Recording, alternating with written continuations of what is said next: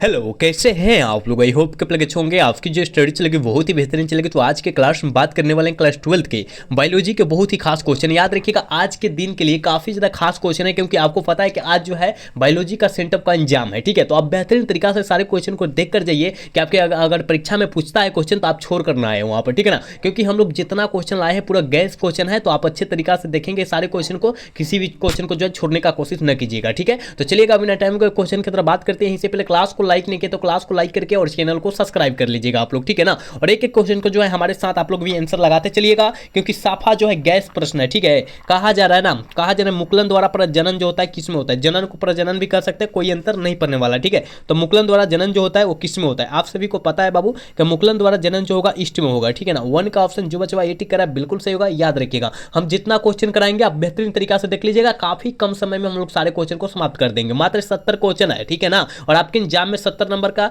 Objective पूछा जाएगा और 35 गो का ही आंसर देना है। याद रखिएगा ये। ठीक है, चलिएगा 2 नंबर क्वेश्चन का आंसर जल्दी से कर दीजिए। क्या होने वाला है, कहा जा रहा है ना द्विखंडन किस में पाया जाता है। आप सभी को पता है बाबू द्विखंडन जो पाया जाता है अमीबा और पैरामीशियम दोनों में पाया जाता है। बिल्कुल ऑप्शन क्या होने वाला है, सी होने वाला है। ठीक है, 2 का ऑप्शन सी होने वाला है। याद रखिएगा। ठीक है, चलिएगा इसका आंसर बतलाने का कोशिश करेंगे आप फटाफट। क्या होने वाला है, कहा जा रहा है अदरक में कायिक प्रवर्धन जो होता है किनके द्वारा होता है। अदरक में कायिक प्रवर्धन जो होता है वो किसके द्वारा होता है, तो याद रखिएगा राइबोसोम के द्वारा होता है। बिल्कुल ऑप्शन ए हो जाएगा। याद रखिएगा 3 का ऑप्शन ए होगा। याद रखिएगा बाबू हम जितना क्वेश्चन करा रहे हैं उस क्वेश्चन को केवल देखते जाइए। ठीक है ना, यही क्वेश्चन छपने वाला है सारा। याद रखिएगा कहा जा रहा है ना कि मानव युग्मकों में गुणसूत्र की संख्या जो होती है कितनी होती है। गुणसूत्रों की संख्या पूछा जा रहा है 46 मारिएगा। बिल्कुल ऑप्शन डी होगा। याद रखिएगा 23 न मारिएगा, गलत हो जाएगा। ठीक है, क्योंकि जोड़ा की जब बात करता जोड़ा करेगा तब हम लोग 23 मारेंगे। ठीक है, लेकिन संख्या की बात करेगा 46 आंख मुद कर हम लोग टिक आउट कर देंगे। ठीक है बाबू, चलिएगा नेक्स्ट क्वेश्चन की तरफ बात करते हैं। और 5 नंबर क्वेश्चन का आंसर जल्दी से कर दीजिए ना। कहा जा रहा है अंड प्रजक प्राणी है, मतलब अंडा देने वाला प्राणी कौन है। मुर्गी है, सौंप है, मगरमच्छ है, इनमें से सभी हो जाएगा। ऑल ऑफ दिस हो जाएगा। ऑप्शन डी वाला करेक्ट होगा बाबू। ठीक है, चलिएगा अगला क्वेश्चन यानी 6 नंबर क्वेश्चन का आंसर बतला दीजिए। कहा जा रहा है सम युग्मक पाए जाते हैं। सम युग्मक जो पाए जाते हैं वो किस में पाए जाते हैं। ठीक है ना, तो याद रखिएगा सम युग्मक जो पाए जाते हैं कैलिडोफोरा में पाए जाते हैं। बिल्कुल ऑप्शन डी होगा। 6 का ऑप्शन डी होगा। याद रखिएगा। ठीक है, चलिएगा अगला क्वेश्चन 7 का आंसर जल्दी बताइएगा। कहा जा रहा है कि पैरामीशियम में किस प्रकार का द्विखंडन होता है। किस प्रकार का द्विखंडन होता है बाबू, जल्दी से बतलाने का कोशिश करेंगे आप लोग फटाफट। क्या होने वाला है, ठीक है, तो याद रखिएगा पैरामीशियम में जो होता है द्विखंडन जो होता है ना अनुप्रस्थ द्विखंडन होता है। बिल्कुल ऑप्शन बी हो जाएगा। 7 का ऑप्शन बी होगा। याद रखिएगा। ठीक है बाबू, आप अच्छे तरीका से देखिए, क्योंकि आज के एग्जाम में इसी क्लास में से क्वेश्चन लड़ने वाला है। आप इतना याद रखिए 100% क्वेश्चन यहां से आएगा तो आएगा। ठीक है, पूरा गैस किया हुआ प्रश्न है, तो आप किसी भी हाल में सारे क्वेश्चन को देखने का कोशिश जरूर कीजिएगा। ठीक है, चलिएगा अगला क्वेश्चन 8 नंबर क्वेश्चन का आंसर जल्दी बतला दीजिए। कहा जा रहा है ना निम्नलिखित में से कौन उभयलिंगी प्राणी है। कौन जो है उभयलिंगी प्राणी है, जल्दी बतलाइएगा बाबू। क्या होने वाला है, ठीक है, आप कहिएगा मुर्गी जो होता है एकलिंगी है, सौंप एकलिंगी है, और ये और बी दोनों में तो क्या दिया है, मुर्गी और सांप दिया है, तो केंचुआ ना हो जाएगा। बिल्कुल केंचुआ हो जाएगा। ऑप्शन डी सही होगा। ठीक है, 8 का ऑप्शन डी होगा। याद रखिएगा। चलिएगा 9 का आंसर बताइएगा। कहा जा रहा है ना, कहा जा रहा है कि वाई प्रागित पुष्प समानता होते हैं। वाई प्रागित पुष्प समानता कैसा होता है, देखिएगा ये जो होता है छोटा होता है, रंगहीन भी होता है, मतलब ए बी और सी दोनों हो जाएगा बाबू। याद रखिएगा ऑप्शन डी करेक्ट होगा। ठीक है, चलिएगा अगला क्वेश्चन 10 का आंसर बतलाने का कोशिश करेंगे आप लोग। क्या है, कहा जा रहा है करेला निम्न में से क्या है, जल्दी बताइएगा बाबू। करेला जो होता है एकल कोशिकीय प्रोटीन होता है। बिल्कुल ऑप्शन डी सही होगा। 10 का ऑप्शन डी होगा। याद रखिएगा 11 नंबर क्वेश्चन में कहा जा रहा है ना, कहा जा रहा है स्त्री दल चक्र पुष्पों में बना होता है। स्त्री दल चक्र पुष्पों में क्या बना होता है, जल्दी बतलाइएगा। जल्दी बतलाइएगा जो वो बना होता है ना, याद रखिएगा सिस्ट गामा स्टाइल और ओवरी दोनों बना होता है, मतलब इनमें से सभी हो जाएगा। याद रखिएगा। ठीक है ना, 11 का ऑप्शन डी होगा। याद रखिएगा। चलिएगा 12 नंबर क्वेश्चन में कहा जा रहा है ना, कहा जा रहा है कि जब ज्यांग में स्थिर केसर एक दूसरे से जुड़े रहते हैं तो कहलाते हैं। क्या कहलाते हैं, काफ़ी ज़्यादा मस्ट इंपॉर्टेंट है। आप इसको अच्छे तरीका से देखिएगा बाबू, तो याद रखिएगा उसे हम लोग युक्ता डंपी कहते हैं। बिल्कुल ऑप्शन बी होगा। 12 का ऑप्शन जो बचा हुआ बी टिक कर रहा है, बिल्कुल सही होगा। याद रखिएगा। ठीक है बाबू, चलिएगा इसका आंसर बतलाने का कोशिश करेंगे। कहा जा रहा है ना, कहा जा रहा है कि भ्रूण कोश की सेंट्रल कोशिकाएं हैं। भ्रूण कोश की सेंट्रल कोशिकाएं क्या है, जल्दी बतलाइएगा। वो जो है ना द्वितीयक केंद्रक है बाबू। ऑप्शन बी हो जाएगा। 13 का ऑप्शन बी होगा। याद रखिएगा। ठीक है बाबू, चलिएगा यहाँ 14 नंबर क्वेश्चन में कहा जा रहा है ना निम्नलिखित में से किसका पुष्पासन खाया जाता है। काफी ज्यादा इंपॉर्टेंट क्वेश्चन है बाबू। याद रखिएगा, तो याद रखिएगा सेव का पुष्पासन हम लोग खाते हैं। बिल्कुल ऑप्शन बी होगा। 14 का ऑप्शन बी होगा। याद रखिएगा। चलिए 15 का आंसर बतलाइएगा। कहा जा रहा है निम्न में से, निम्नलिखित में से कौन नर युग्मक से संयोजन कर भ्रूण कोष बनाता है? कौन करता है, बनाता है बाबू? जल्दी बतलाइएगा। 15 का आंसर क्या होने वाला है, फटाफट बतला दीजिएगा। ठीक है, तो याद रखिएगा उसका नाम जो है द्वितीयक केंद्रक है। ऑप्शन डी सही होगा, 15 का ऑप्शन डी होगा, याद रखिएगा। 16 नंबर क्वेश्चन में कहा जा रहा है ना, कहा जा रहा है आवृतबीजी पौधों में भ्रूण पोष की गुणसूत्रों की संख्या जो होती है वो कितनी होती है? ठीक है, भ्रूण पोष में गुणसूत्रों की संख्या ट्रिप्लॉइड होती है, 3n होती है, याद रखिएगा। ऑप्शन सी सही होगा, 16 का याद रखना है। चलिए अगला क्वेश्चन 17 नंबर क्वेश्चन में कहा जा रहा है कि बीज चुल खाया जाता है? किसका बीज चुल खाया जाता है, जल्दी बताइएगा। तो शरीफा का बीज चुल खाया जाता है, बिल्कुल ऑप्शन ए होगा, 17 का याद रखिएगा। ठीक है बाबू, चलिएगा 18 नंबर क्वेश्चन में कहा जा रहा है ना, कहा जा रहा है वायु परागन किसमें नहीं होता है? किसमें नहीं होता है, जल्दी बतलाने का कोशिश करेंगे, क्योंकि यह क्वेश्चन हम आपको कई बार बतला चुके हैं कि घास में वायु परागन होता है, मक्का में भी होता है, गेहूं में भी होता है, मतलब सेलेबिया में नहीं होता है। ऑप्शन डी सही होगा 18 का। ठीक है, चलिएगा नेक्स्ट नंबर क्वेश्चन का आंसर जल्दी से कर दीजिए। कहा जा रहा है कि ग्राफियन पुटिका पाया जाता है? ग्राफियन पुटिका जो होता है वो किसमें पाया जाता है? तो आप कहिएगा सर मादा मानव के अंडाशय में पाया जाता है, बिल्कुल ऑप्शन बी होगा, अनिष्ट का ऑप्शन बी होगा, याद रखिएगा। ठीक है, चलिएगा 20 का आंसर बतलाने का कोशिश करेंगे। कहा जा रहा है ना गर्भाशय किससे संबंधित होता है? काफी ज्यादा इंपॉर्टेंट है और आपके एग्जाम में यह क्वेश्चन जो है कई बार आ चुका है बाबू, याद रखिएगा। तो गर्भाशय जो होता है वो मादा जनन तंत्र से संबंधित होता है, बिल्कुल ऑप्शन बी होगा 20 का, याद रखिएगा। 21 नंबर क्वेश्चन में कहा जा रहा है ऋतुस्राव चक्र किसमें होता है? जल्दी बतलाइएगा। ऋतुस्राव चक्र जो होता है वो किसमें होता है? आप कहिएगा सर मनुष्य में भी होता है, बंदर में भी होता है, चिंपैंजी में भी होता है, मतलब इनमें से सभी हो जाएगा, याद रखिएगा। एक मध्य चक्र होता है बाबू, ठीक है, मध्य चक्र होता है, याद रखिएगा। वो जो होता है गाय में होता है, भैंस में होता है, किसमें? भैंस में होता है, याद रखिएगा। बैल में नहीं सर, बकरी में होता है। क्या? बकरी में होता है, याद रखिएगा। ये सारे याद रखने का कोशिश कीजिएगा आप लोग, ठीक है ना। चलिएगा यहाँ 22 नंबर क्वेश्चन में कहा जा रहा है कि गैमेट निर्माण को क्या कहते हैं? गैमेट निर्माण को बाबू क्या कहते हैं?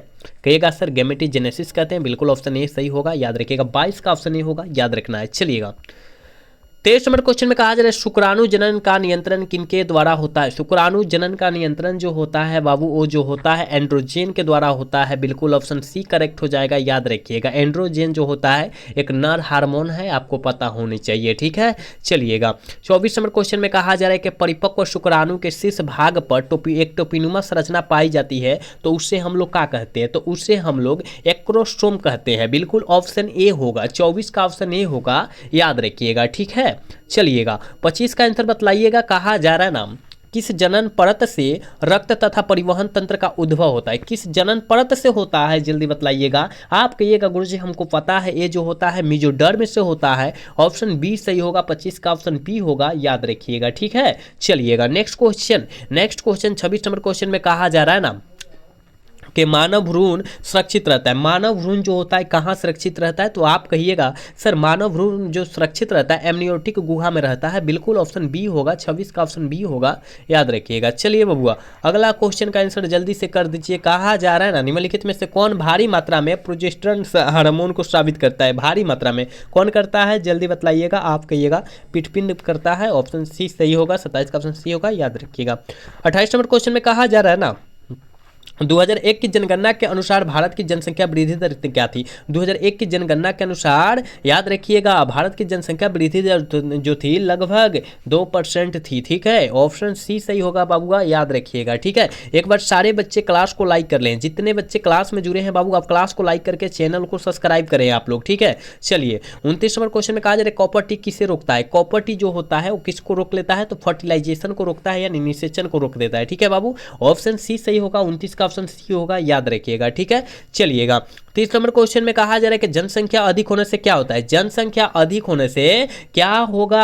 आप सभी को पता है आय में कमी होगा, जमीन में कमी होगा, खनिज पदार्थ में कमी होगा, मतलब आय मतलब आमदनी है ना, जमीन मतलब क्या होता है? वही घर द्वार बनाने में कमी होगा, खनिज यानी खाने वाले पदार्थ में कमी हो जाएगा, मतलब ऑल ऑफ दीज में सही है, इसमें का याद रखिएगा, ठीक है। जनसंख्या अधिक होगा तो इस सारे चीज पर प्रभाव पड़ेगा, याद रखिएगा, ठीक है। चलिएगा 31 नंबर क्वेश्चन में कहा जा रहा है ना कहा जा रहा है निम्नलिखित में से कौन यौन संचालित रोग है? जल्दी बतलाइएगा। यौन संचालित रोग जो होता है वो कौन होता है? हमने कई बार बतलाया है आपको कि गनोरिया होता है, सिफिलिस होता है, हर्पिस विषाणु होता है, एड्स होता है। तो याद रखिएगा यहाँ केवल सिफिलिस दिया है तो सिफिलिस ही मारेंगे, ऑप्शन डी सही हो जाएगा, ठीक है, क्योंकि यौन संचालित रोग की बात करा जा रहा है यहाँ पर, ठीक है। चलिएगा 32 नंबर क्वेश्चन में कहा जा रहा है ना शरीर के बाहर होने वाले निषेचन को क्या कहते हैं? शरीर के बाहर होने वाले निषेचन को इन विट्रो कहते हैं बाबू, ठीक है ना। शरीर के बाहर होने वाले निषेचन को इन विट्रो कहेंगे और शरीर के अंदर होने वाले निषेचन को इन विवो कहेंगे, ठीक है, याद रखिएगा। तो यानी ऑप्शन ए सही होगा क्योंकि ये बाहर की बात कर रहा है, ठीक है ना।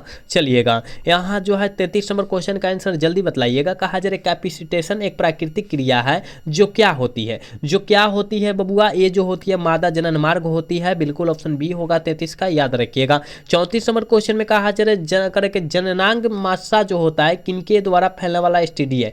किनके द्वारा फैलने वाला एसटीडी है, जल्दी बतलाइएगा। आप लोग फटाफट इसको आंसर बतला दीजिएगा। तो पॉपुलियुमा विषाणु है, बिल्कुल ऑप्शन सी हो जाएगा। 34 का ऑप्शन सी होगा, याद रखिएगा। चलिएगा, अगला क्वेश्चन 35 नंबर क्वेश्चन में कहा जा रहा है निम्नलिखित में से कौन अंतःगर्भाशयी युक्ति हार्मोन मोचक है? अंतःगर्भाशयी, देखिए यहाँ क्वेश्चन कितना मस्त है। अंतःगर्भाशयी युक्ति हार्मोन मोचक जो होता है LNG20 होता है, बिल्कुल ऑप्शन बी होगा। 35 का ऑप्शन बी होगा, याद रखिएगा, ठीक है। चलिए, इसका आंसर बतलाइए बाबू फटाफट। क्या होने वाला है कि पृथक्करण के सिद्धांत को और क्या कहते हैं? पृथक्करण के सिद्धांत को और हम लोग क्या कहते हैं, जल्दी से बतला दीजिएगा, जल्दी से बतला दीजिएगा बाबू। इसका आंसर क्या होने वाला है? तो याद रखिएगा युग्मकों की शुद्धता का नियम कहते हैं, बिल्कुल ऑप्शन सी हो जाएगा, ठीक है। चलिएगा, 37 नंबर क्वेश्चन का आंसर जल्दी से कर दीजिएगा बाबू। कहा जा रहा है मेंडल ने प्रतिपादित किया था, कौन से नियम को प्रतिपादित किया था? तो याद रखिएगा आनुवंशिकता के नियम को प्रतिपादित किया था, ऑप्शन सी सही हो जाएगा। लेकिन सहलगनता का नियम जो है था, इसका अपवाद निकल गया था बाबू, ठीक है। चलिएगा, अगला क्वेश्चन 38 नंबर क्वेश्चन का आंसर जल्दी बतला दीजिएगा। अर्जित गुणों के वंशागति का सिद्धांत किनके द्वारा दिया गया था बाबू? जल्दी जल्दी बतला दीजिएगा। 38 का आंसर क्या होने वाला है फटाफट? तो याद रखिएगा लहमार्क साहब के द्वारा कहा गया था, दिया गया था, ऑप्शन बी करेक्ट हो जाएगा, ठीक है। चलिएगा, 39 नंबर क्वेश्चन का आंसर बतलाइएगा। मेंडल ने चयन किया था, मेंडल ने चयन किया था कौन सा पौधा को चयन किया था? तो मेंडल ने चयन जो किया था गार्डन मटर का किया था, बिल्कुल ऑप्शन डी सही होगा। 39 का ऑप्शन डी होगा, याद रखिएगा, ठीक है बाबू। चलिए, इसका आंसर बतलाइएगा। मेंडल के एक के नियम एक अपवाद है। मेंडल के नियम का एक अपवाद क्या है? हमने बतलाया बाबू, कुछ क्वेश्चन पहले हमने आपको बतलाया कि मेंडल का नियम का अपवाद जो है संलग्नता का नियम है, ठीक है बाबू। ऑप्शन सी करेक्ट होगा, याद रखिएगा। एक बार सारे बच्चे से रिक्वेस्ट है कि आप क्लास को लाइक करके चैनल को सब्सक्राइब कीजिए, ठीक है, क्योंकि आप सभी के लिए हम लोग काफ़ी ज़्यादा मेहनत करते हैं, सुबह से उठकर ही मेहनत कर रहे हैं। तो आप अच्छे तरीका से बाबू इस सारे क्वेश्चन को देखिए और क्लास को लाइक कीजिए, चैनल को सब्सक्राइब कीजिए आप लोग, ठीक है। चलिए, कहा जा रहा है मानव रुधिर एबी वर्ग में क्या उपस्थित होता है? मानव रुधिर एबी वर्ग में क्या उपस्थित होना चाहिए, जल्दी बतलाइएगा। ये जो होता है एंटीबॉडीज उपस्थित रहते हैं, बिल्कुल ऑप्शन बी होगा। 41 का ऑप्शन बी होगा, याद रखिएगा। चलिएगा, 42 नंबर क्वेश्चन में कहा जा रहा है कि मनुष्य में मात्रात्मक लक्षण का उदाहरण क्या है? मनुष्य में मात्रात्मक लक्षण का उदाहरण जो है क्या है, जल्दी बतलाइएगा। 42 का आंसर क्या होने वाला है? आप कहिएगा मनुष्य में मात्रात्मक लक्षण का जो उदाहरण है बबुआ, वो जो है त्वचा का रंग है, ऑप्शन बी सही होगा। 42 का, याद रखिएगा। 43 नंबर क्वेश्चन में कहा जा रहा है ना, कहा जा रहा है एक जीन जोड़ा, एक जीन के विभिन्न रूपों को कहा जाता है। एक जीन के विभिन्न रूपों को हम लोग क्या कहते हैं? आप कहिएगा सर युग्म विकल्पी कहते हैं, बिल्कुल ऑप्शन बी होगा। 43 का करेक्ट ऑप्शन बी हो जाएगा, याद रखिएगा, ठीक है बाबू। एक एक क्वेश्चन जो है आप बेहतरीन तरीका से याद रखें, क्योंकि एक एक क्वेश्चन आपके एग्जाम के लिए, आज के एग्जाम के लिए काफी ज्यादा इंपॉर्टेंट क्वेश्चन है, ठीक है। चलिएगा, कहा जा रहा है 44 नंबर क्वेश्चन में ना, कहा जा रहा है निम्नलिखित में से कौन सा कथन असत्य मतलब झूठ है ना? झूठ है, असत्य मतलब क्या? झूठ। तो कौन सा कथन जो है असत्य है बाबू, जल्दी बतलाने का कोशिश करेंगे। यह जो है एलील का आसपास में सम्मिश्रित होना, यही तो झूठ इसमें का है, यही तो गलत है। यानी ऑप्शन क्या होगा? डी वाला करेक्ट हो जाएगा, ठीक है बाबू। चलिए, कहा जा रहा है 45 नंबर क्वेश्चन में कि एक जीन जोड़ा दूसरे जीन जोड़ा के प्रभाव को दबा देता है, इस घटना को हम लोग क्या कहेंगे? तो इस घटना को हम लोग बाबू याद रखिएगा एपिस्टेटिस कहेंगे, ऑप्शन ए करेक्ट हो जाएगा, याद रखिए। सारे क्वेश्चन लिख कर और याद करके जाइए, क्योंकि आपके एग्जाम में इसी क्लास से टकराने वाला सारा क्वेश्चन है, ठीक है। चलिएगा, अगला क्वेश्चन 46 नंबर क्वेश्चन में कहा जा रहा है कि मानव में एवियो का रक्त समूह दर्शाता है। मानव में एवियो का रक्त समूह जो होता है वो दर्शाता जो है ना बहुअलील और सह प्रभाविता को दर्शाता है, बिल्कुल ऑप्शन डी करेक्ट हो जाएगा, याद रखिए बाबू, ठीक है। चलिएगा, इसका आंसर जल्दी से कर दीजिएगा, क्योंकि यह क्वेश्चन जो है हम आपको कई बार बतला चुके हैं कि इनमें से कौन सा रक्त समूह सार्वभौमिक रक्तदाता है, मतलब अपना खून सब किसी को दे सकता है। आप कहिएगा सर ग्रुप ओ है, ठीक है, सब किसी को दे सकता है, लेकिन सब किसी से ब्लड नहीं ले सकता है, याद रखिएगा, ठीक है।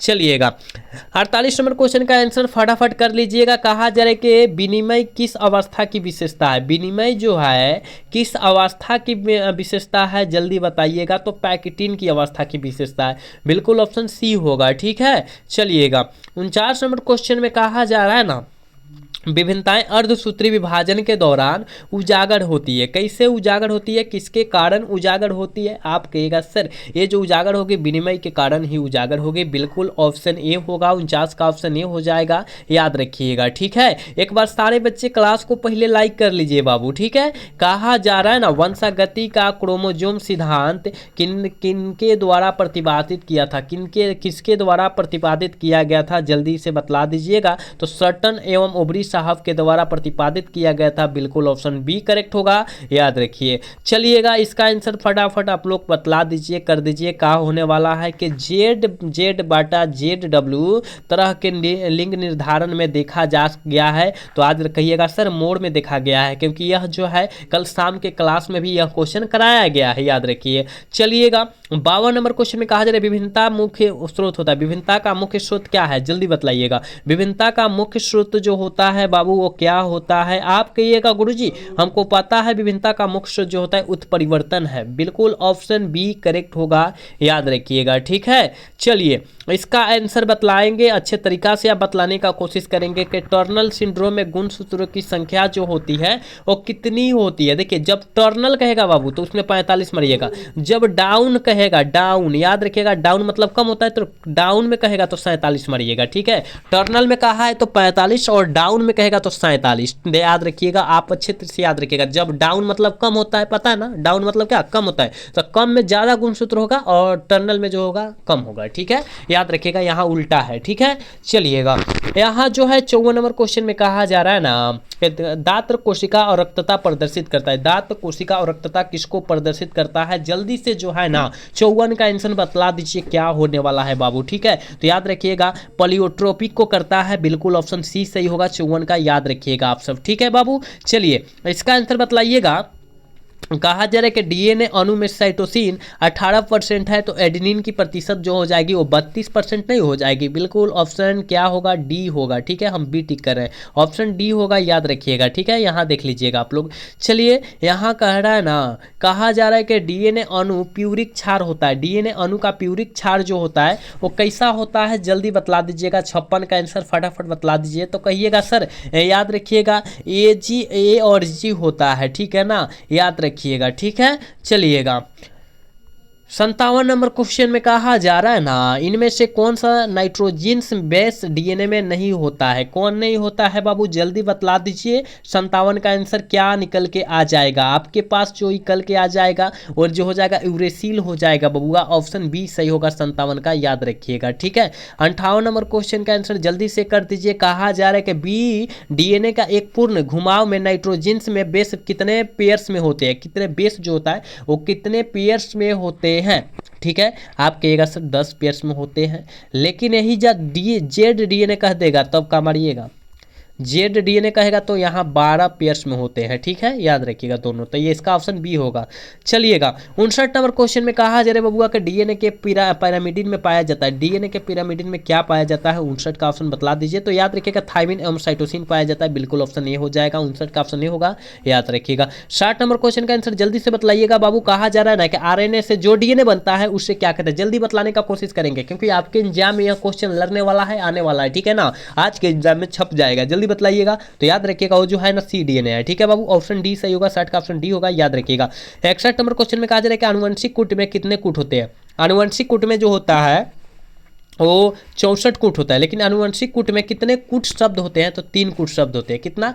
3 कूट शब्द होते हैं, लेकिन कितने कूट होते हैं? तो 64 होते हैं। ठीक है, दोनों याद रखिएगा, घुमाव क्वेश्चन है। ठीक है, चलिएगा 62 नंबर क्वेश्चन का आंसर बतलाइएगा। कहा जा रहा है कि ऑपेरॉन मंडल किसने प्रस्तावित किया था? ऑपेरॉन मंडल जो है किनके द्वारा प्रस्तावित किया गया था? तो याद रखिएगा जैकब और मोडर्न साहब के द्वारा किया गया था, बिल्कुल ऑप्शन ए सही होगा। ठीक है, चलिएगा कहा जा रहा है कि ऑपेरॉन मंडल क्या प्रदर्शित करता है, जल्दी बतलाइएगा। ऑपेरॉन मंडल क्या प्रदर्शित करता है? तो आप कहिएगा सर जीन का रेगुलेशन करता है, बिल्कुल ऑप्शन सी होगा 63 का, याद रखिए। 64 नंबर क्वेश्चन में कहा जा रहा है सैटेलाइट डीएनए उपयोगी साधन होता है। सैटेलाइट डीएनए का एक उपयोगी साधन क्या होता है? आप कहिएगा सर फोरेंसिक विज्ञान होता है, बिल्कुल ऑप्शन सी करेक्ट होगा, याद रखिए। चलिएगा, एकेडीना क्या है? एकेडीना क्या है आप सभी को पता है बाबू कि एकेडीना जो होता है एक प्रकार का योजक करी होता है, बिल्कुल ऑप्शन ए होगा 65 का, याद रखिएगा। अगला क्वेश्चन 66 का आंसर जल्दी बतलाइएगा। डोडो क्या है बाबू, जल्दी बतलाइएगा। डोडो जो है एक प्रकार का विलुप्त प्रजातियां है, बिल्कुल ऑप्शन ए होगा, 66 का ऑप्शन ए होगा बबुआ,